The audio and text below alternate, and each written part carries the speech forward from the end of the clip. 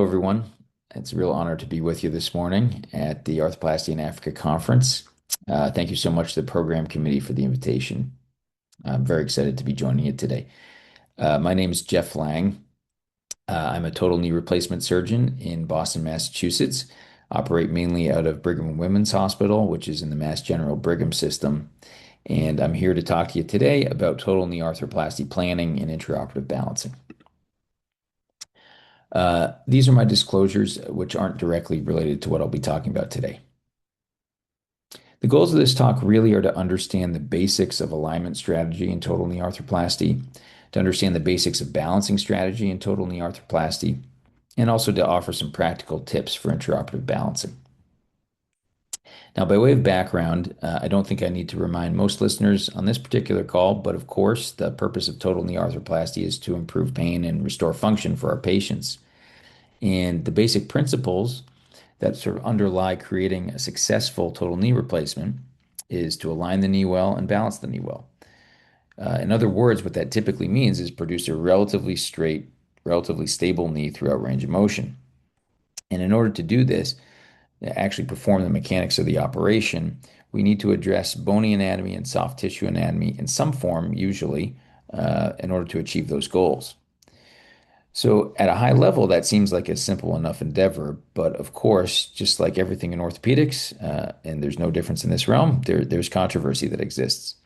And in particular, we as an arthroplasty community still haven't really figured out or haven't decided upon what is the exact appropriate alignment strategy and what is the exact appropriate balancing strategy to utilize in total knee replacement. And so, what I'm going to be doing really today is to identify what the spectrum is of acceptable in 2026, and just to offer you some practical tips for how to move through the operation. I think if we're talking about alignment and balancing, it's good to define what those terms mean. So I'll simply start by saying what we're typically talking about with knee alignment with respect to total knee replacement is the relationship of the knee to the mechanical axis of the lower limb and the coronal plane.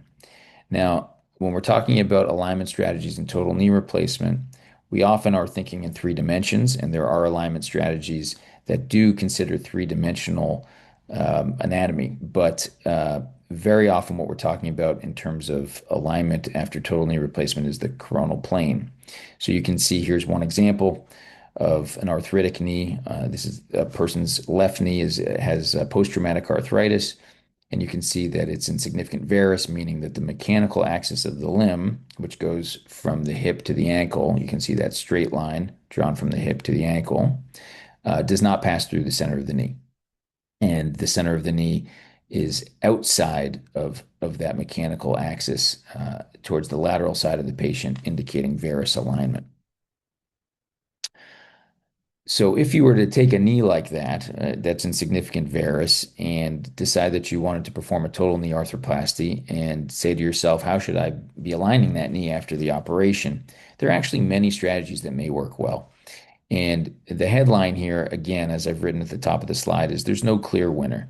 What we know is that there are different alignment strategies that may do very well, and we're still studying which may be the best.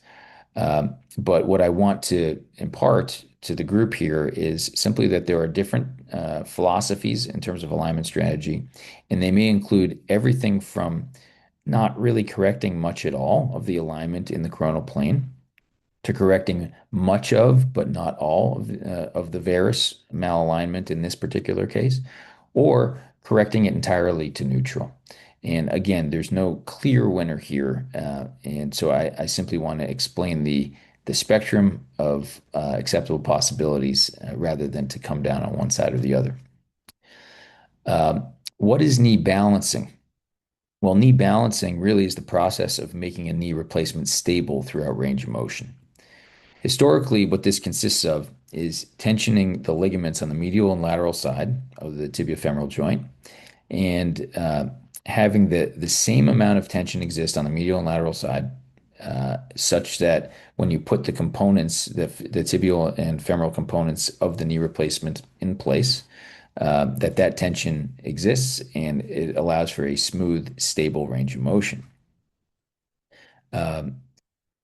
historically, again, we really just tensioned the ligaments at 0 degrees, meaning full extension, or 90 degrees of flexion, and assumed that the mid-flexion stability would be appropriate. This may or may not be true, but theoretically, this is how knee replacements were balanced for many years. The modern balancing strategies, again, are many, and there are no clear winners. There are uh, pressure sensors that exist that we can utilize in the medial and lateral sides of the tibial femoral joint. There are robotic systems that are mated to tensiometers that can give you good data, providing feedback on the tension on both medial and lateral sides of the joint throughout range of motion. And there are manual techniques, and all of these are still employed and can still lead to successful total knee replacements. So, given what I just told you, which is that there's no clear, correct strategy in terms of alignment or balancing, if you're an orthopedic surgeon performing a knee replacement, how should you go about planning? Well, this is my opinion, but I think it's one way to conceptualize it. First is to decide what is your ideal alignment strategy for this patient, because this will dictate what the range of bone cuts you're willing to accept are. Then decide on what balancing means to you. And this will dictate the range of differential ligament tensions you're willing to accept from medial to lateral throughout the knee range of motion. Sometimes what that may mean is equal tension on the medial and lateral side throughout range of motion.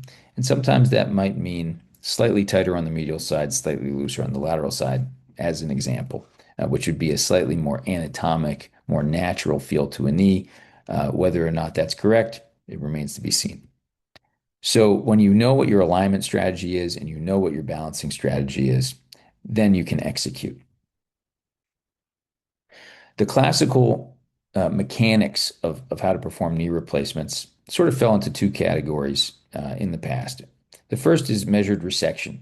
And what that means is you cut a predetermined amount of bone, and once that bone is cut, you'll identify what the tension is on the medial and lateral side of the joint, in flexion and extension. And if it's not exactly what you want, then you'll adjust the soft tissues in order to make the tension appropriate and that gap symmetric, as depicted on the right side of the screen. Gap balancing is sort of the opposite of the measured resection technique, which is that first you tense the ligaments on medial and lateral sides of the knee throughout range of motion. And then you adjust the bone cuts such that the tension of the knee will be appropriate on medial and lateral sides when the components are inserted. Over time, strategies have evolved, and so we can basically have both the ligament tension and the bone cuts inform each other with more modern techniques with navigation and robotics, and even with some manual systems. Again, there are no clear winners, and these have all been studied extensively. I listed some references here, but the headline is you could sort of employ any one of these strategies in 2026 and still come out with a very successful knee replacement.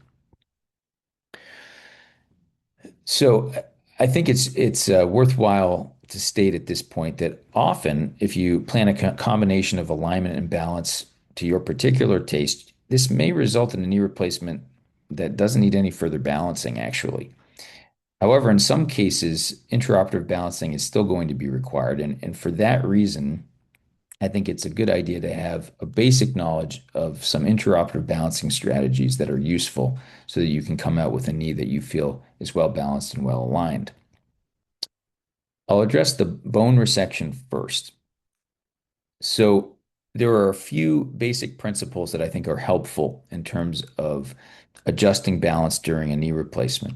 The first is the femoral component size. And just as a reminder, the femoral component size really refers only to the anterior posterior dimension of a knee replacement. So you've already made your bone cuts, and perhaps you say that the extension gap and the flexion gap are not equal and you're trying to equalize them. Well, if you are to downsize the femoral component, this may allow you to open up the flexion gap. Or if you oversize or you upsize the femoral component, it may allow you to tighten the flexion gap simply by moving the posterior condyles back and forth in the flexion space. This does not affect the extension gap. The distal femoral cut affects the extension gap only. And what that means is essentially if you were to cut more or less distal femur, the femoral component would be sitting either more distal or more proximal, opening up or closing down the extension gap, the space between the femur and the tibia when the knee is in extension. This does not affect what happens when the knee is flexed. And so again, if you adjust your distal femoral cut, it will affect your extension gap only. The tibial cut affects both flexion and extension gaps. And so this is a useful tool, either adjusting either the proximal or distal extent of your resection of the tibia if you are trying to open up both flexion and extension gaps or close down both flexion and extension gaps equally.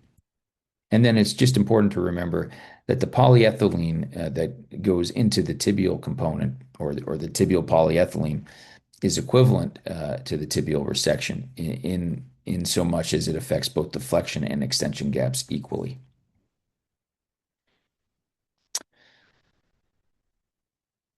So if we move on to the soft tissue considerations, of course, there are many algorithms that have been described and there's no correct method, but I think it's worthwhile to discuss the structures that may be required to be adjusted on medial and lateral sides. So in a varus knee, typically we're talking about having the soft tissue structures be tighter on the medial side than on the lateral side. And so they may require either some or total resection. These structures on the medial side of the knee that might need adjustment in terms of releases would be the deep medial collateral ligament, the medial osteophytes on either the tibia or the femur, the posterior oblique ligament, the semimembranosus, the superficial MCL, and also the pes anterior bursa and PCL. These are all depicted here, this being a view of the medial side of the knee. And all of these structures may be adjusted in some form in order to open up that medial side if it's tight comparatively to the lateral side. On the lateral side of the knee, this typically occurs in the valgus situation, where the lateral side of the knee is tighter than the medial side of the knee. You may adjust some of the soft tissue structures such that the lateral side opens up a little bit to meet the tension of the medial side. The structures that can be adjusted include the lateral osteophytes on the femur and the tibia, the posterior lateral capsule, the IT band, the popliteus, the lateral collateral ligament, and the PCL.